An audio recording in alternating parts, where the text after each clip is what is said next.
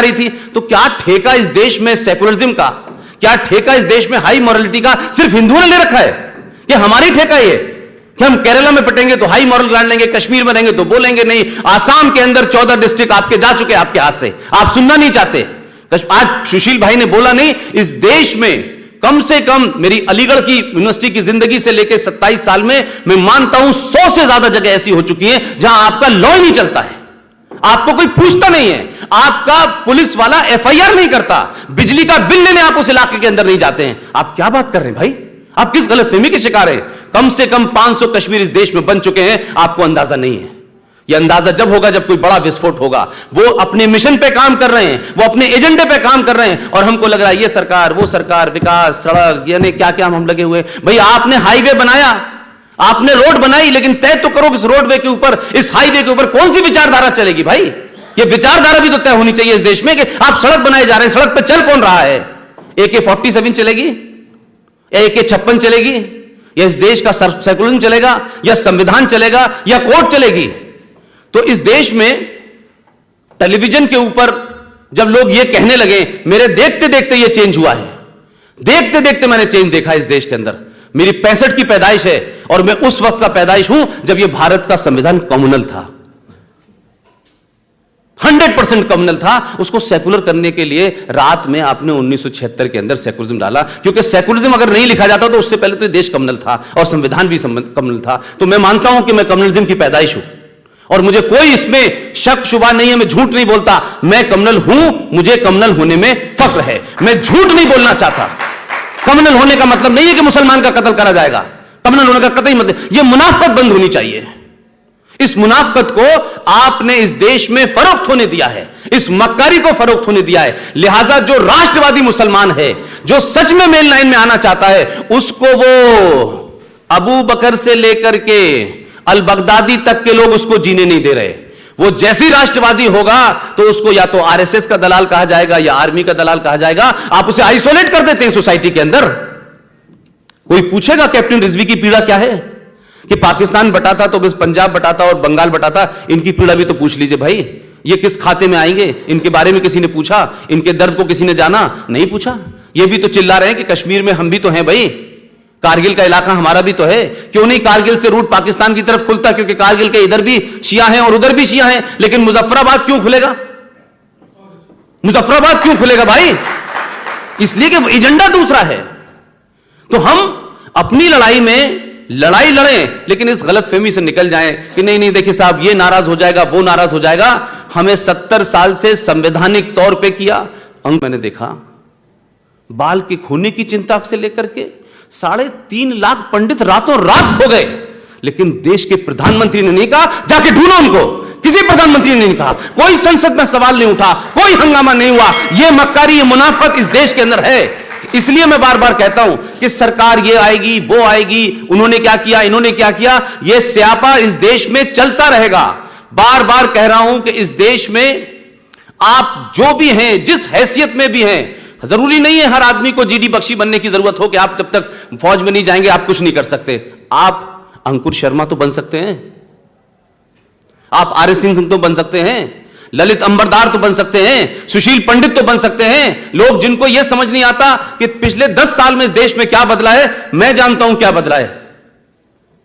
पंडित जी आपको याद होगा वो मुनाफिक, वो मक्कार जो आपकी जम्मू कश्मीर असेंबली का सदस्य भी रहा है और भारत के संविधान के तहत सारी फैसिलिटीज लेता है। आपको मालूम है पार्लियामेंट के बराबर में क्या कह के गया था, और मुझे मालूम है कि आप में से पूरे देश में कोई नहीं हुआ, पंडित जी गए थे उसके खिलाफ एफआईआर कराने के लिए। यह बदला है टेलीविजन पे ललित अंबरदार जैसे लोगों ने, सुशील पंडित जैसे लोगों ने, आर.एस. सिंह जैसे लोगों ने। ये जो जिहादी आते हैं ना, ये हार्डकोर नट जिहादी टेलीविजन पे बैठते हैं, कोई हैदरी के नाम पे आता है, कोई बाबरी के नाम पे आता है, इनको सरे बाजार नंगा करते हैं ये लोग। इसलिए डर लगता है अब लोगों को दिल्ली में, इसलिए अब नसरुद्दीन शाह को डर लगने लगा है, इसलिए आमिर खान को डर लगने लगा है। ये इन लोगों को डर जब नहीं लगा जब हिंदुस्तान के सबसे शांति प्रिय जगह जहां से 3.5 लाख पंडितों को रेप मर्डर करके आपने निकाला, और आप सदियों से उनके साथ रह रहे थे। आप कश्मीरियत की दुहाई दे रहे थे, आप इंसानियत की दुहाई दे रहे थे, तमाम उसके बावजूद भी आपने उनके साथ क्या किया? वो सेकुलरिज्म क्या था भाई? इसलिए मैं कह रहा हूं कि जो लोग यकायक अखलाक की खबर से डरने लगते हैं, यकायक उनको लगने लगता है कि इस देश में कुछ राष्ट्रवादी ताकतें बढ़ने लगी हैं, इससे डर लगने लगता है, लेकिन वही लोग आसाम में एक घुसपैठिया देश का गृह राज्य मंत्री बन जाता है, डर नहीं लगता। बिहार में एक माफिया डॉन शहाबुद्दीन एक 17 साल के जवान लड़के को एसिड के टैंक में डालता है और मार देता है, डर नहीं लगता इस देश को। जम्मू कश्मीर से 3.5 लाख लोगों को निकालने पर डर नहीं लगता है। दिल्ली में 1.5 लाख सरदारों का कत्ल होने पर किसी को डर नहीं लगता है। केरला के अंदर कोयम्बटूर बम धमाकों का मास्टरमाइंड मदनी, उसके लिए मुस्लिम लीग, कांग्रेस और लेफ्ट मिलकर ज्वाइंट सेशन बुलाते हैं असेंबली का कि इसको माफ कर दिया जाए, तब डर नहीं लगता है। डर मुझे लगता है शायद इसलिए लोगों को लग रहा है कि पिछले 10 साल में नैरेटिव बदला है और इस देश में राष्ट्रवादी शक्तियां मजबूत हो रही हैं। शायद डर की वजह यह है, डर की वजह यह है कि अगर यह शक्तियां मजबूत हो गई तो सवाल पूछेंगी कि बताओ मोहम्मद साहब के दामाद, उनकी पहली पत्नी की बेटी फातिमा के शौहर का कत्ल क्यों करने वाले कौन लोग हैं, उनके नवासे को मारने वाले कौन लोग हैं, ये नहीं बताएंगे। ये सवाल आप पूछेंगे तो लोग कहेंगे आप एंटी इस्लामिक हैं, एंटी मुस्लिम हैं। आप बताएं ना, कश्मीर में आपने पाकिस्तान में क्या किया? पाकिस्तान में शियाओं का कत्ल वाजिबुल कत्ल है। शिया मुसलमान नहीं है, यह खानदान मोहम्मद साहब के घर से नहीं है। क्योंकि अब लोग ये बताने लगे हैं कि जब मोहम्मद साहब को जिस राजा ने बताया, उस राजा का नाम था राजा दाहिर, अब ये बातें आने लगी जो छुपी हुई थी, तो लोगों को लगने लगा कि हमने भी जो किया है वो भी लोगों को पता चलेगा। अब जंग बद्र में क्या किया था आपने, क्या किस किस तरीके से मारा, पहला खलीफा कैसे मरा, दूसरा कैसे मरा, तीसरा कैसे मरा। वो धर्म कहता है कि we are religion of peace. तो भाई एक पीस हमने 47 में देखी थी, तो आपने 2 टुकड़ों में पीस करके रख दी हमारी। लेकिन जम्मू कश्मीर में ललित भाई, आप हौसले देखिए इस देश के अंदर, यह समाज की चुप्पी के कारण हो रहा है। आप बोल नहीं रहे हैं, जो लोग बोल रहे हैं उसको कॉर्नर करने की लोग कोशिश कर रहे हैं कि एक शहर मुफ्ती, कश्मीर का शहर मुफ्ती टेलीविजन पे आके बोलता है, कहीं छुपता नहीं है, कोई शर्म नहीं होती, कोई हेजिटेशन नहीं होता। यहां लोगों को अपना सेकुलरिज्म साबित करने के लिए एक कंप्यूटर और कुरान और जाने क्या क्या बताते रहते हैं सुबह से लेकर शाम तक। उसने कहा टेलीविजन पे बैठ के और नेशनल चैनल पे उसने कहा कि जम्मू कश्मीर में हमें शरिया चाहिए। उसने कहा कि मात्र 7 करोड़ मुसलमान थे हिंदुस्तान में, तब हमने पाकिस्तान ले लिया था, अब हम 20 करोड़ हैं, हमें दोबारा अपना एक मुल्क चाहिए। लेकिन इस देश में प्रतिक्रिया नहीं होती भाई। हम समझते हैं कि कश्मीरी पंडितों का एजेंडा है कि इनको वापस भेजना है और ये वहां जाके मकान में रह लेंगे। कश्मीर का एजेंडा देश का एजेंडा होना चाहिए था, इस देश ने उसको वंचित कर दिया। यह देश जिम्मेदार है, हिंदुस्तान जिम्मेदार है कश्मीर के लिए। मैं नहीं मानता कि आज भी आप चले जाइए केरला के अंदर, आप चले जाइए तमिलनाडु के अंदर, लोगों को लगता है कश्मीर कोई घूमने की पिकनिक की जगह है। लोगों को नहीं पता चल रहा। ये पूरे हरियाणा के एक एक गांव में चले जाइए आप, पिछले 1 साल से यही काम कर रहा हूं, कोई गांव ऐसा नहीं है हरियाणा का जिसके गांव का बेटा कश्मीर में शहीद ना हुआ हो। हमने कश्मीर के बारे में देश को बताया ही नहीं है।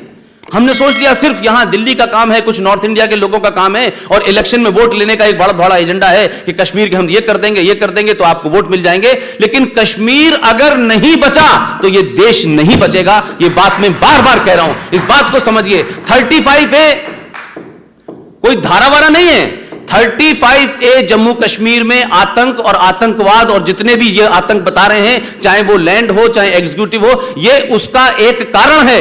अगर 35A हटेगा तो मैं मानता हूं कि देश के अंदर जो फौजें बढ़ रही हैं, जो दिल्ली की तरफ लोगों के कदम बढ़ रहे हैं, PFI का नाम आपने सुना है, दिल्ली में लोगों को पता नहीं होगा, PFI की ब्रांच दिल्ली में खुली है, जामिया नगर के पास। ये पता नहीं है हमें, हमारी एजेंसीज को पता होगा, एजेंसीज किसको बताती हैं उससे हमको मतलब नहीं है। लेकिन जिस दिन दिल्ली के अंदर किसी प्रोफेसर के हाथ काट दिए जाएंगे तब हम कहेंगे PFI दिल्ली में आ गई है।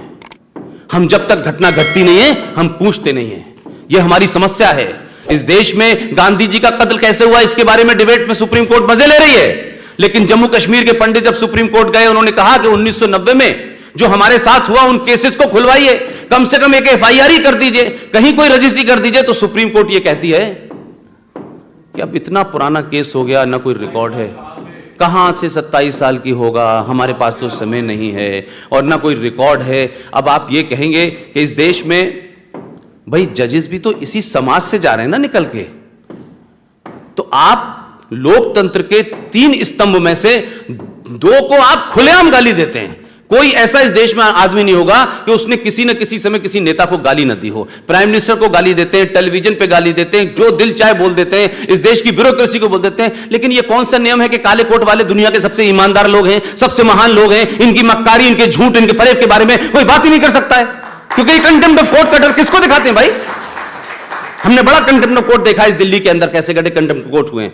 हमको मालूम है कि जो भी मिश्रा जी जा रहे थे, सुप्रीम कोर्ट के अंदर सुनवाई हो रही थी, उस लेडी वकील ने गाली ही नहीं बकी उनको, क्या क्या नहीं कहा उन मिश्रा जी से, चीफ जस्टिस ऑफ इंडिया से। किस पे कंटेम्प्ट ऑफ कोर्ट हो रहा है? कहां कंटेम्प्ट ऑफ कोर्ट हो रहा है भाई? अफजल हम शर्मिंदा है, तेरे कातिल जिंदा है। याकूब मेनन के बारे में बोला गया, भाई तो ये तो जजेस ने कत्ल किया था, तो वो जजेस भी बैठे हुए थे, तब भी उनको शर्म नहीं आ रही थी। तो क्या ठेका इस देश में सेकुलरिज्म का, क्या ठेका इस देश में हाई मॉरलिटी का सिर्फ हिंदुओं ने ले रखा है? कि हमारी ठेका ये कि हम केरला में पटेंगे तो हाई मॉरल ग्रांड लेंगे, कश्मीर में रहेंगे तो बोलेंगे नहीं। आसाम के अंदर 14 डिस्ट्रिक्ट आपके जा चुके, आपके हाथ से, आप सुनना नहीं चाहते।